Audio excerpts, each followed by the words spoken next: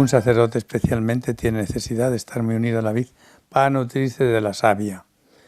Y eso quiere decir unión de corazón al Padre de esta gran familia universal que es la Iglesia, y unión también de cabeza a sus ideas, a su magisterio.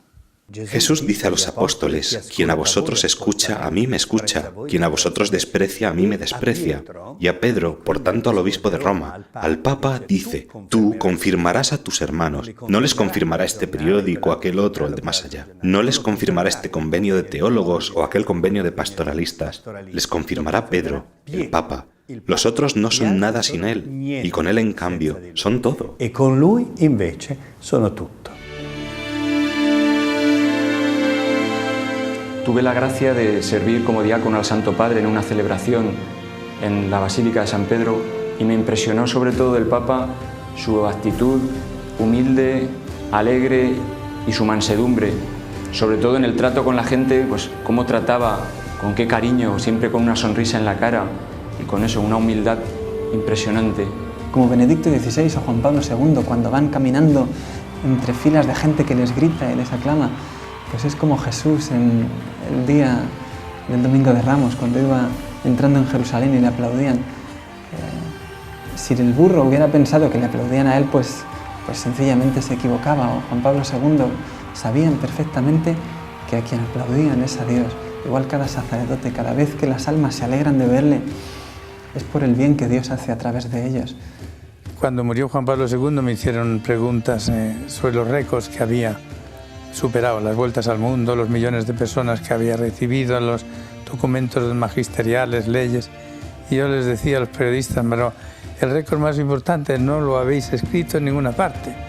Y sin eso, todos los demás no sirven. ¿Cuál es? Y el Señor les hacía pensar un poco. Y al final les decía: mirad, el récord más importante es el Papa que más horas ha pasado delante del sagrario, con su amor.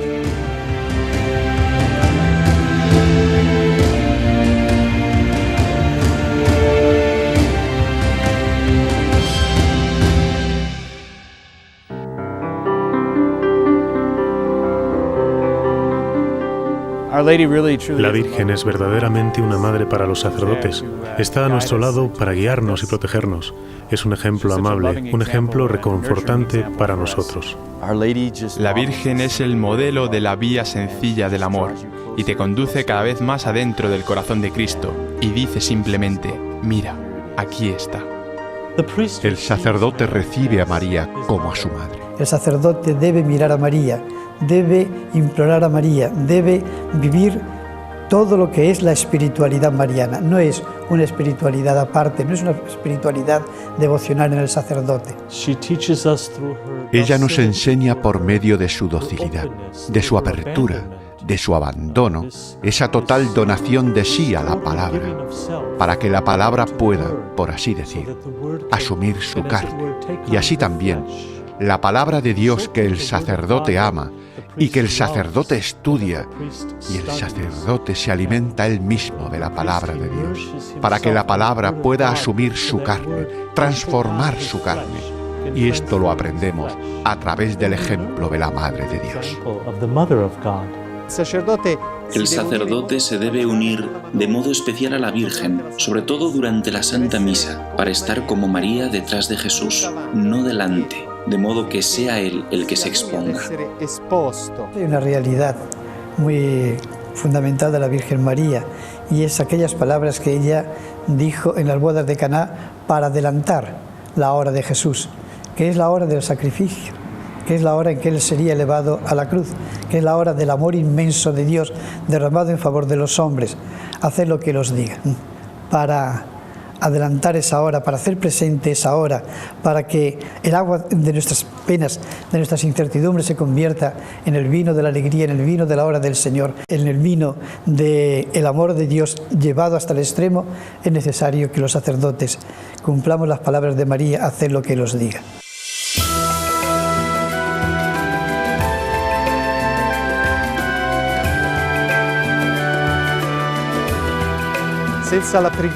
Sin la oración de los fieles, sin estas manos que se elevan al cielo, nosotros, sacerdotes, que sentimos el peso de la gravedad espiritual de nuestro egoísmo y del egoísmo del mundo, nos venimos abajo.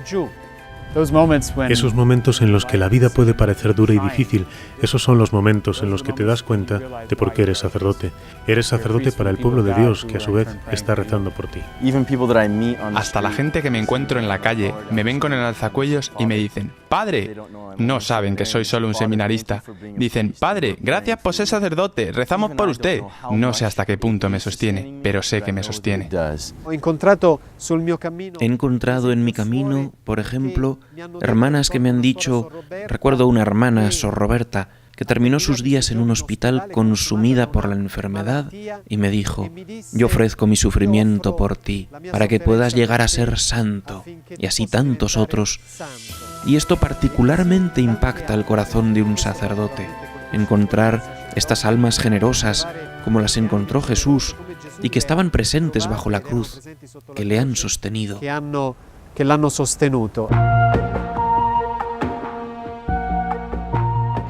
Précisément, nous voyons dans le curé d'Ars un prêtre